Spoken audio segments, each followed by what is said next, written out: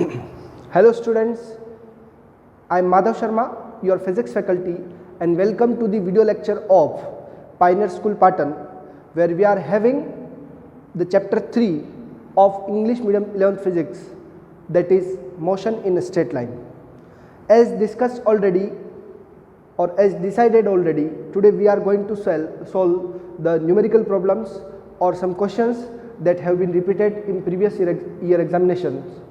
So today we will solve them, and this is the lecture number 11. So I welcome you all in this lecture. आप आज के questions को solve करके अपने concept को clear करिएगा.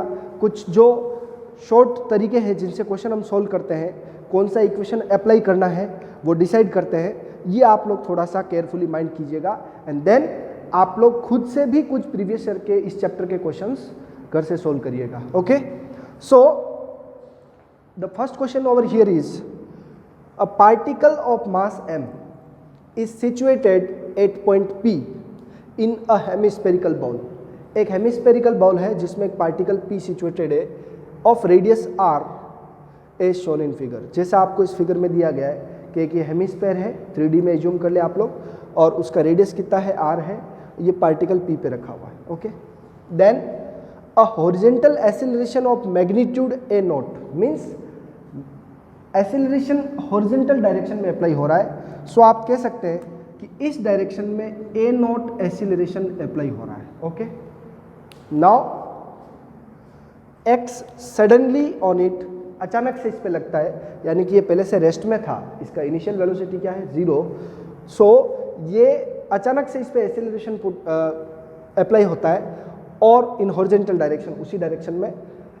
इफ ग्रेविटी इज नेग्लेक्टेड, अगर हम ग्रेविटी को, यानी कि ये बॉल नीचे ना जाए, ये जो पार्टिकल पड़ा हुआ है वो उसके मास की वजह से नीचे नहीं जाना चाहिए, स्ट्रेट पाथ कवर करना चाहिए. Then time taken to touch the sphere again, यहाँ से यहाँ तक जाने में लगा टाइम. ओके, सो क्वेश्चन आपने समझ लिया. हमको क्या निकालना है, टाइम निकालना है यहाँ से यहाँ तक का. सो टाइम के लिए कौन सी इक्वेशन, या तो फर्स्ट या सेकंड, या तो इक्वेशन फर्स्ट आएगी या इक्वेशन सेकंड आएगी. बट यहाँ पर हम थोड़ा ट्रिग्नोमेट्री को भी अप्लाई करेंगे. ये एंगल हमको क्वेश्चन में भले ही यहाँ जिक्र नहीं है बट डायग्राम में गिवन है. सो मैं यहाँ पर एक ट्राइंगल बनाता हूँ कि हमें क्या निकालना है, यहाँ से यहाँ तक का डिस्टेंस. ओके, उसको कवर करने में कितना टाइम लगता है, गेटिंग माई पॉइंट. यहाँ से यहाँ तक का टाइम कवर करने में, मतलब डिस्टेंस कवर करने में कितना उसको टाइम लगता है, ये हमको निकालना है. Okay, now we have a triangle, यहाँ मैं m नाम दे देता हूँ. Okay, O P M. Okay, then ये एंगल हमको, इधर वाला जो एंगल है वो हमको अल्फा गिवन है. सो अल्टरनेट एंगल से ये भी क्या हो गया, आपका अल्फा हो गया. ये वाला आपका क्या है, रेडियस है, यहाँ से यहाँ तक ये पूरी लाइन रेडियस है. ओके, ये 90 डिग्री है. हमको यहाँ से यहाँ पहुँचना है. ओके, ये n तक पहुँचना है. सो डिस्टेंस क्या हो गया आपका, Pn. क्या हो गया, Pn. Getting my point, what is the distance, Pn. Now हम इस Pm की वैल्यू निकाल देते हैं और उसको क्या कर देते हैं, डबल कर लेते हैं, तो Pn आ जाएगा. गेटिंग माई पॉइंट, ट्रिग्नोमेट्री से. सो ये एंगल अल्फा से अल्फा आ गया, सिंस बाय ट्राइंगल PMO हमारे पास बेस और हाइपोटेनस है. So PM divide by PO is equal to cos alpha. Okay, so PM तो हमको फाइंड करना है, PO कितना है आपका R, इसको पुट किया हमने, PM is equal to R cos alpha. Okay, getting my point. So आपका ये PM कितना आ गया, R कोस अल्फा, ये भी कितना हो जाएगा, R cos alpha. Total distance कितना हो जाएगा, 2R कोस अल्फा. सो S आपका कितना हो गया, 2R कोस अल्फा. डिस्टेंस जो ट्रैवल करनी है वो कितना हो गया, यहाँ से यहाँ तक का डिस्टेंस कितना हो गया, 2R cos alpha. Okay, now अब हम फर्स्ट इक्वेशन से देखते हैं तो उसमें टाइम आता है लेकिन डिस्टेंस नहीं आता है, क्योंकि हमने यहाँ पे क्या फाइंड कर लिया, डिस्टेंस, और हमें आंसर में क्या एक्सप्रेशन दिया है, टाइम. सो फर्स्ट इक्वेशन में डिस्टेंस नहीं है, उसको हटा सकते हैं हम लोग. थर्ड इक्वेशन में डिस्टेंस है लेकिन टाइम नहीं है, उसको भी रिमूव कर सकते हैं. सेकंड इक्वेशन हमारे पास ऑप्शन में बचता है. तो सिंस s इक्वल्स टू क्या होता है, ut plus half AT square. Okay, visible है। नाउ S कितना है अपना 2R कोस अल्फा। S कितना है 2R कोस अल्फा। मैं इसको यहाँ से यहाँ सोल्व करता हूँ, थोड़ा नीचे की तरफ। सिंस S इक्वल्स टू क्या है UT plus half AT square. S equals to UT plus half AT square, ये सेकेंड इक्वेशन से है। S की जगह distance to be travel 2R cos alpha. U आपका इनिशियल वेलोसिटी रेस्ट में था तो 0 multiply by T plus half acceleration इसी डायरेक्शन में है, वो कितना है आपका A0 multiply by T square. T चाहिए हमको यहाँ पर half A0 T square 2R cos alpha. Okay, ये 2 उधर चला जाएगा। ओके, और A0 नीचे चला जाएगा, तो ये आ जाएगा T square is equal to 4R cos alpha. Okay, divide by A0, यहाँ से स्क्वायर हटेगा तो इसको रूट आ जाएगा। Okay, so this will be your answer. क्या होगा 4R, 4 को आप थोड़ा ऐसा लिख ले 4R cos alpha by A0। So I think यहाँ पर आपका C ऑप्शन करेक्ट आंसर है। Okay, option C is the correct answer, 4R cos alpha by A0। A0 क्या है एक्सेलरेशन, और ये इतना टाइम लगेगा इसको यहाँ से यहाँ पहुँचने में। Getting my point? Advance question है, अच्छा क्वेश्चन है। ओके, और हायर ऑर्डर थिंकिंग स्किल का क्वेश्चन है। पार्टिकल ऑफ मास m जो यहाँ पर रखा हुआ है, मास का यहाँ पर कोई रोल नहीं था। ओके, और ऑप्शन में भी कहीं नहीं है। सो इक्वेशन ऑफ मोशन में मास को कंसिडर नहीं करते हैं। ओके, इसका आप लोग स्क्रीनशॉट ले हुए हैं, क्लियरली विजिबल होगा I think. Now next question over here is कि हमको एक बस ट्रैवल कर रही है जिसका अलग अलग स्पीड दे रखा है, जिसमें वो 1/3 डिस्टेंस 10 किलोमीटर पर आवर से कवर कर रहा है, next 1/3 distance with 20 kilometre per our, and last 1/3 distance वो 60 किलोमीटर पर आवर से कवर कर रहा है। तो उसका हमको एवरेज स्पीड पूछा है। Okay, so what will be the average speed? मैं इसको ओमिट कर लेता हूँ। यस, क्या है, जब भी ऐसे क्वेश्चन हो जिसमें आपको डिस्टेंस का पार्ट दे रखा हो, सो 1/3 दे रखा तो आप 1/3 ऐसे 1/3 3 पार्ट होंगे, तो आप डिस्टेंस को ही 3x ले लेंगे। क्या ले लेंगे? डिस्टेंस को 3x ले लेंगे। ओके, इस फिगर का काम हो चुका है, मैं इसको भी रिमूव कर रहा हूँ। Let the distance is equal to 3x। Okay, so हमें एवरेज स्पीड का फॉर्मूला क्या है? एवरेज स्पीड का फॉर्मूला होता है total distance divide by total time. ठीक है, हमारे यहाँ पर कितनी स्पीड है? 3 स्पीड है, 1 2 और ये लास्ट 3 थर्ड। तो इन तीनों का अलग अलग टाइम लगेगा। So time taken to in speed 10 kilometre per hour. जब 10 किलोमीटर पर आवर से चल रहा है तब टाइम सपोजेड कितना है? t1 है। इस 3x का 1/3 कितना होता है? x, तो x डिवाइड बाई 10, और इसका टाइम जो होगा आवर में हो जाएगा। देन t2 क्या होगा? x बाय 20 आवर, क्योंकि दूसरी स्पीड आपका कितना है? 20 किलोमीटर पर आवर है। And t3 time taken in speed, ये हो गया 20 किलोमीटर पर आवर, ये वाला 20 किलोमीटर पर आवर, ये आपका 60 kilometre per hour. Okay, language बार बार अपन रिपीट नहीं करेंगे। Okay, so t1 t2 t3 x by 60, ये अलग अलग तीनों स्पीड का टाइम आ गया। अब हमारा एवरेज स्पीड का फॉर्मूला क्या है? Since average speed is equal to total distance divide by total time. So total distance आपका कितना है? x 3x। Okay, and then total time आपका t1 plus t2 plus t3। Okay, 3x divide by x by 10, x by 20, x by 60। Okay, x by 10, x by 20, x by 60। So it will give us, इसका हम लोग LCM लेंगे। Okay, सबका LCM कितना आ रहा है? 60 आ रहा है। 3x divide bye overall LCM 60, इसका 10 से 60 में डिवाइड करेंगे तो 6x प्लस 20 का डिवाइड करेंगे 3x प्लस 60 करेंगे 1x, 6 3 9 1 10, और सो it will B 3x divide by 10x divide by 60। इसको कैंसिल आउट करेंगे, ये कैंसिल हो गया, 6 ऊपर चला जाएगा 18। सो the answer is 18 kilometre per our. Calculation को आप फिर से रिपीट कर लें, ओके, कि ये आंसर इसका क्या हो जाएगा 18 kilometre per hour. So average speed of this bus will be 18 kilometre per hour. इसका भी आप स्क्रीनशॉट ले लेवे। नेक्स्ट क्वेश्चन में आपकी कंफर्ट के लिए लिख लेता हूं बोर्ड पर। So guys, next 2 questions for you is a particle is moving on circular path of radius r, capital R, with constant speed of v, यानी कि इस पूरे सर्कुलर पाथ पर उसका स्पीड कांस्टेंट है। During motion of the particle from A to B, A से B तक जब पार्टिकल इस डायरेक्शन में मूव करता है तो इन 4 में से क्या करेक्ट है? ओके, एवरेज स्पीड v/2 है, the magnitude of average velocity is v/π, the magnitude of average acceleration is 2v² by pi r और average velocity is 0। सो ऐसे क्वेश्चंस जिनमें आप लोगों को मल्टीपल ऑप्शंस में कंफ्यूजन लग रहा है कि यार कंटेंट तो इतना सा है कि ये a से b गया है, ओके, रेडियस इसका कितना गिवन है हमको r, ओके, ये भी क्या है r, तब ऐसे क्वेश्चंस में हम लोगों को ऑप्शंस को एलिमिनेट कर लेना है।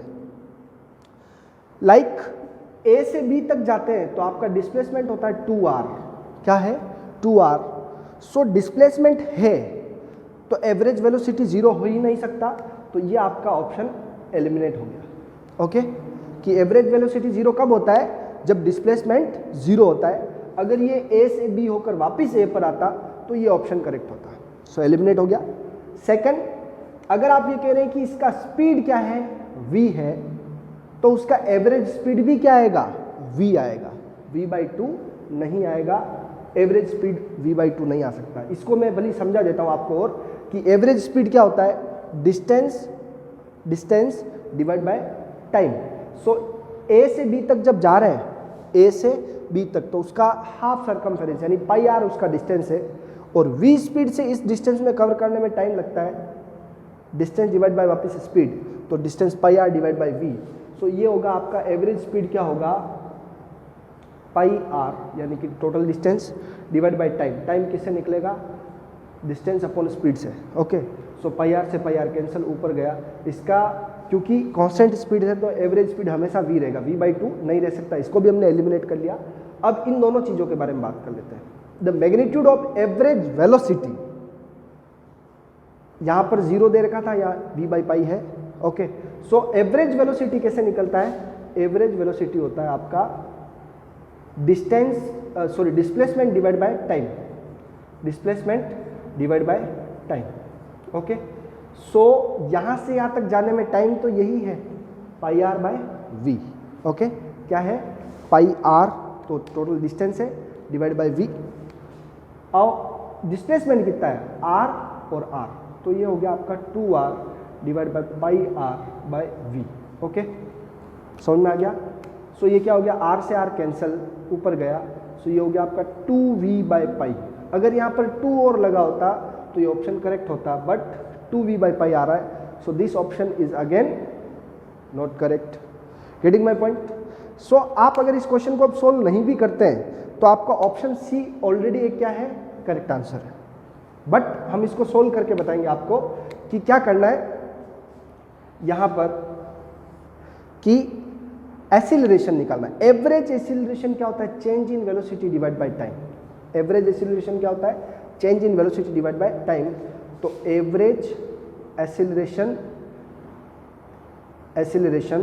Is equal to change in velocity divide by time, vf minus vi divide by जो भी इसका टाइम लग रहा है। टाइम अभी भी कितना लेंगे हम लोग? पाई r बाई v ही लेंगे, ओके, क्योंकि टाइम क्या है? डिस्टेंस डिवाइड बाय वेलोसिटी या उसका स्पीड, ओके।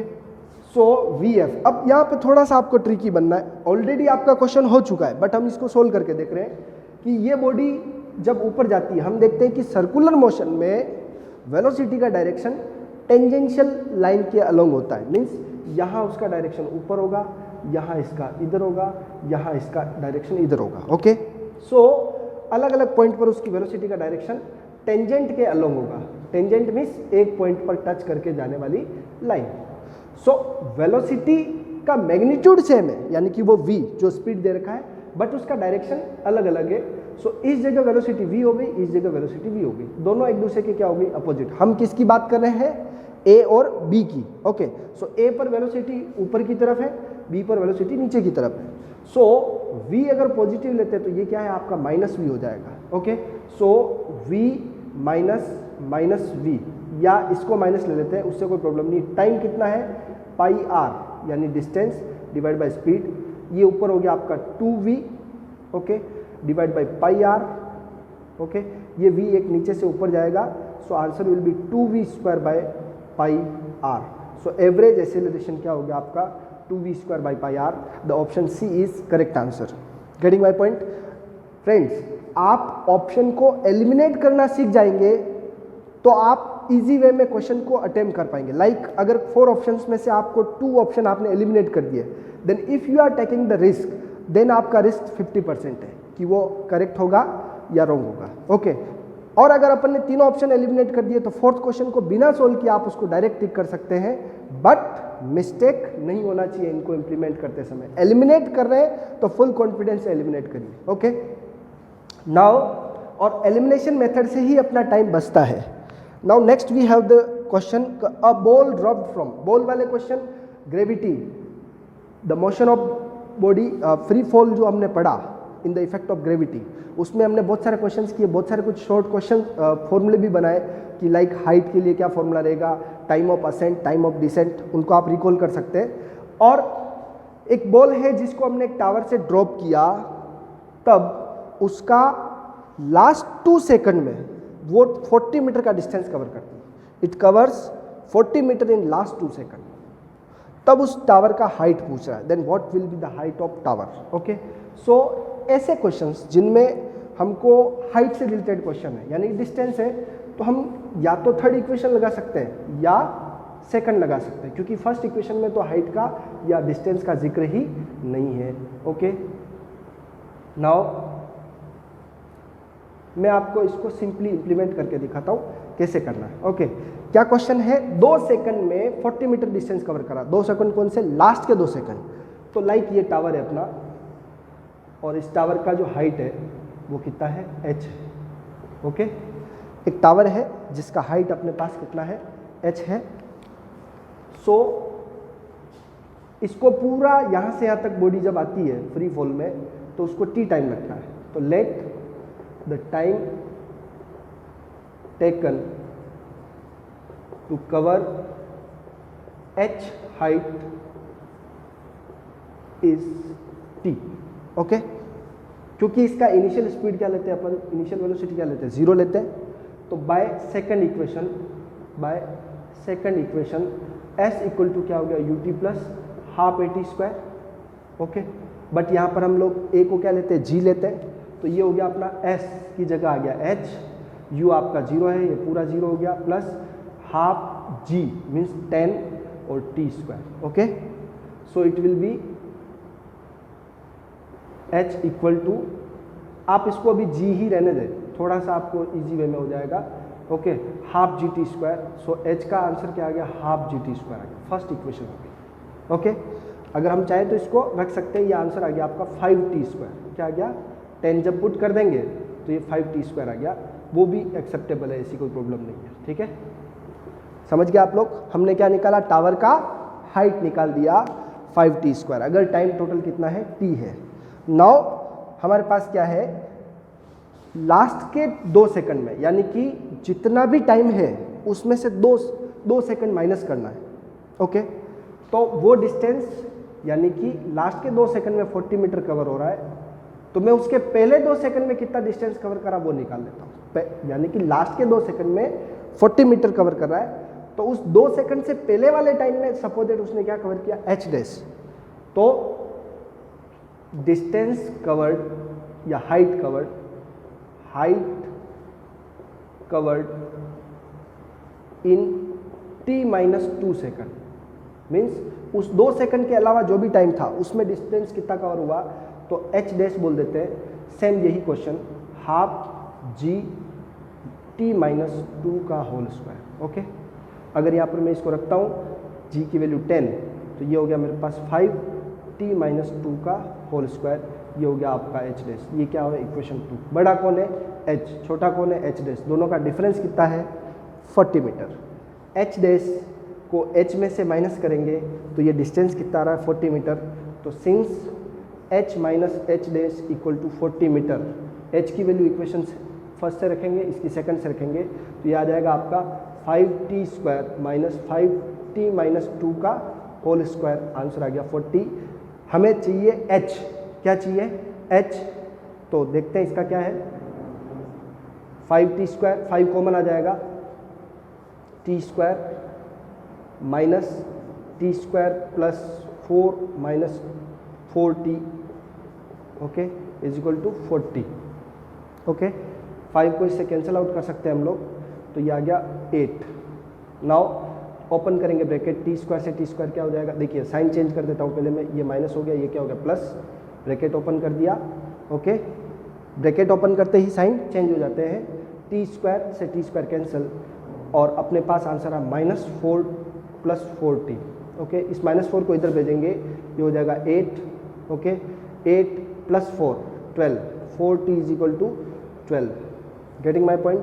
थोड़ा सा आप ध्यान देंगे इसको, 4t इज इक्वल टू 12, यहाँ से टाइम कितना आ गया, t इक्वल टू कितना आ गया 3 सेकंड। ओके, यहाँ से एक बार मैं फिर से ले लेता हूँ। हमने इक्वेशन फर्स्ट में से इक्वेशन सेकंड को माइनस किया, क्योंकि पूरी हाइट और इस 2 सेकंड से पहले की गई ट्रैवल की गई हाइट का डिफरेंस कितना है 40 metre. h minus H dash 40 metre, h की वैल्यू रखी यहाँ से, h डैश की वैल्यू रखी यहाँ से, 5 कॉमन लेके 40 से कैंसिल कर दिया 8 टाइम्स। नाउ ये a माइनस बी का whole square, A square plus B square minus 2ab, bracket open किया, फर्स्ट वैल्यू माइनस हो गई, सेकंड वैल्यू माइनस, और जो वैल्यू माइनस थी वो क्या हो गई प्लस, टी स्क्वायर से टी स्क्वायर कैंसिल, इससे आपका माइनस 4 इधर गया 8 के पास, 12 हो गया, 4t से आंसर t का कितना है 3 सेकंड। ओके, अब यहाँ से आप लोग इसमें पुट कर देंगे, फर्स्ट में 5t स्क्वायर में क्या हो गया h इक्वल्स टू, ये पुट कर रहा हूँ मैं यहाँ, h इक्वल्स टू 5 इंटू 3 का स्क्वायर, 5 9 जा 45। Okay, so the answer is 45 metre. Getting my point? This is your right answer. So in this way हमने कुछ अच्छे क्वेश्चन करने वाले हैं, ये AI PMT में या एम्स में आया हुआ क्वेश्चन है। So next I have written some questions for you. Now, अब if a ball is thrown vertically upward, अगर एक बॉल को ऊपर फेंका जाता है with speed 10 metre per second, then it reaches to 1/2 of maximum height. जो भी उसकी मैक्सिमम हाइट है जहाँ उसको पहुँचना है, अगर उस बॉल को 10 मीटर पर सेकंड की स्पीड से फेंकते हैं तो वो उसकी आधी हाइट पर पहुँचती है। Okay, if the speed of ball is 10 meter per second, then it reaches to 1/2 of its maximum height. Then how high the ball is rising, मतलब फिर बॉल का हाइट क्या है, मतलब यानी कि वो मैक्सिमम हाइट क्या है। यहाँ क्वेश्चन में थोड़ा सा कन्फ्यूजन है, बट मैं क्लैरिफाई कर देता हूँ कि उस मैक्सिमम हाइट के बारे में क्वेश्चन पूछा है। ओके, सो हम ये कहते हैं कि अगर हम एक बॉल को जब ऊपर फेंकते हैं, ठीक है, तो उसका फाइनल वेलोसिटी हम लोग क्या लेते हैं, 0 लेते हैं। इनिशियल वेलोसिटी हमको गिवन होता है, यहाँ हमको 10 मीटर पर सेकंड गिवन है, बट वो जहाँ पहुँच रहा है वो हाइट क्या है h/2, क्या है h/2। मीन्स अगर इस स्पीड से फेंकेंगे तो वो आधी हाइट पर ही जा रहा है, तो जब उसको एक्चुअल में फेंक रहे थे तो वो कितनी ऊपर जा रही थी। ऐसा थोड़ा या बिल्कुल ज़्यादा क्लैरिफाई नहीं, लेकिन क्वेश्चन ओके है कि मैक्सिमम हाइट का आधा जा रहा है, then how high the ball is rising, कितना ऊपर राइज हो रहा है। तो हमारे इस क्वेश्चन के अकॉर्डिंग हम कौन सी इक्वेशन चूज करें, देखो इसमें टाइम का जिक्र नहीं है, आप सबसे पहले उस इक्वेशन को चूज करना सीखिए कि वो इक्वेशन कौन सी रहेगी। तो टाइम नहीं है तो हम थर्ड या सेकंड इक्वेशन यूज़ नहीं कर सकते, फर्स्ट नहीं कर सकते क्योंकि दोनों में टाइम का यूज़ है। ओके, हम थर्ड इक्वेशन यूज़ करेंगे direct, since by third equation of motion v square is equal to क्या होता है, u square plus 2as, v square is equal to u square plus 2as। अब ऊपर जाते हैं तो g की वैल्यू कैसे लेते हैं हम लोग, माइनस, तो इस पूरी इक्वेशन को हाइट की टर्म्स में अगर बनाते हैं तो माइनस 2gh, h कितना है हमारा h/2 है। ओके, समझ में आ गई बात। फिर से मैं इसको लाइन को रिपीट करता हूँ कि हमने ये कैसे किया। तो पहले हम थर्ड इक्वेशन ही लिख लेते हैं। Okay, v square is equal to u square plus 2as, ऊपर जाते हैं तब एसेलरेशन जो होता है वो अपन माइनस जी लेते हैं। ओके, तो फाइनल वेलोसिटी हाइट पे 0, u हमारा 10 दे रखा है हमको, ओके यहाँ पर क्वेश्चन में, और प्लस 2 ये माइनस जी रख रहे हैं हम लोग, और s यानी डिस्टेंस कवर कितना हो रहा है h/2। ओके, सो क्या रहेगा यहाँ पर 0, ये 10 स्क्वायर इधर आ जाएगा, ये 100 हो जाएगा, किसका होगा लेकिन माइनस का, ये -2 मल्टीप्लाई बाई 10 और h/2। ओके, ये 2 से 2 कैंसिल, 10 माइनस से minus cancel, so h will be 10 divide 100 में 10 का डिवाइड कर देंगे, so it will be 10 metre. क्या होगा ये 10 मीटर रहेगा। The question is solve, the answer is C. Getting my point? क्या था, अब आप लोग अगर पहले इसका h हाइट निकालते फिर उसको डबल करते, ऐसा कुछ नहीं करना, डायरेक्ट जो डिस्टेंस कवर हो रहा है वो कितना रहा है, हाफ हो रहा है, h/2 रखेंगे, h का आंसर आ जाएगा इससे। ओके, सो आई होप ये क्वेश्चन आपको समझ में आया होगा। Next, a car moves along a straight line whose equation of motion is given by s। s means displacement 12t + 3t² - 2t cube. s जहाँ मीटर में है, t जहाँ सेकंड में टाइम है। तो velocity of car at the start, at the start means t equal to वहाँ क्या put करना है 0। क्या गिवन है हमको, डिस्प्लेसमेंट। सो सिंस हम जानते हैं कि v क्या होता है ds/dt, डिस्प्लेसमेंट का डिफरेंशिएशन क्या कहलाता है, वेलोसिटी कहलाता है। d/dt हम लोग इससे s का वैल्यू पुट करते हैं यहाँ पर। ओके, डिफरेंशिएशन आप जानते हैं अच्छे से, 12t + 3t - 2t cube. Okay, सो क्या होगा देखिए यहाँ पर t का डिफरेंशिएशन 1 होता है। ओके, पावर 1 है, 1 - 1 क्या हो गया 0। डिफरेंशिएशन का फॉर्मूला क्या होता है, d/dx ऑफ x की power n, nx n - 1।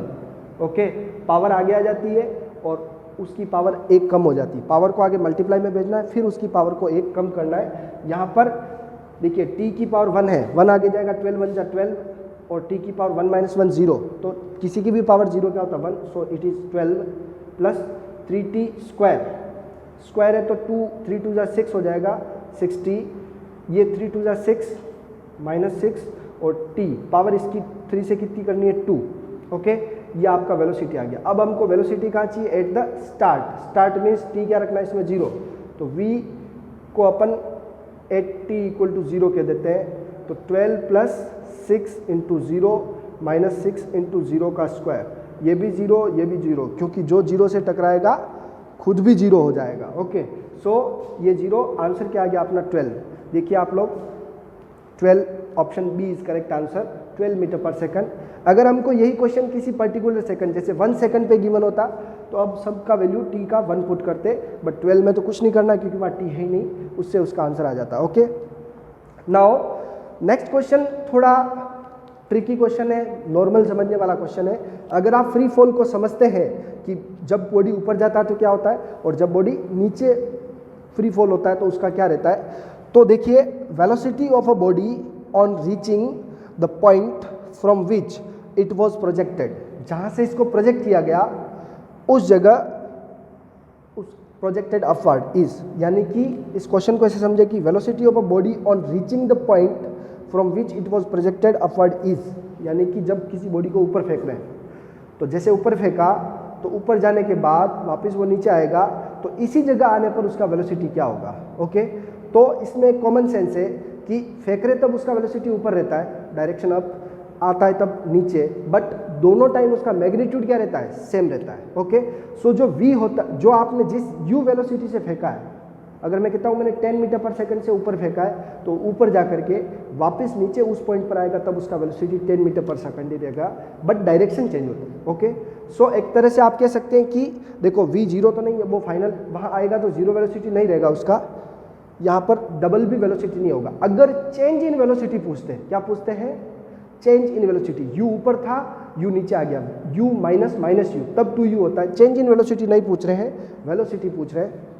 v 0.5 आधा हो जाएगा, नहीं होता है, v = u, यानी कि जब बॉडी ऊपर जा करके वापस आता है तो जब जाते समय जो इस पॉइंट पे उसका वेलोसिटी है वही आते समय उस पॉइंट पर उसका वेलोसिटी रहेगा। ऐसे ही जहाँ से प्रोजेक्शन उसका हुआ है, जहाँ से उसको थ्रो किया है उसी वेलोसिटी से वापस वो वहाँ आएगा। बस यहाँ पर एयर को नेग्लेक्ट करना है। क्या करना है?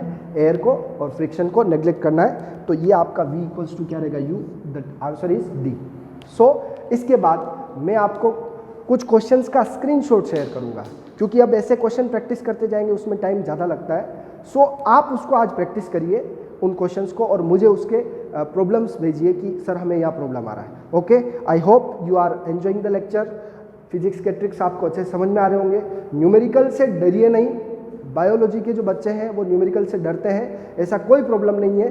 न्यूमेरिकल्स का लेवल जेई से बायोलॉजी वालों के लिए थोड़ा सा कम रहता है, न्यूमेरिकल्स इतने टफ नहीं रहते। ये न्यूमेरिकल बायोलॉजी के ही उठाए हुए हैं। ओके ओके, और कुछ जो आपको हैवी न्यूमेरिकल लग रहा होगा वो हमने जेई से उठाया है, समझ में आ गया, वो उनके लिए है। सो दोनों का साथ साथ प्रिपरेशन चल रहा है, ऐसा कोई प्रॉब्लम नहीं है।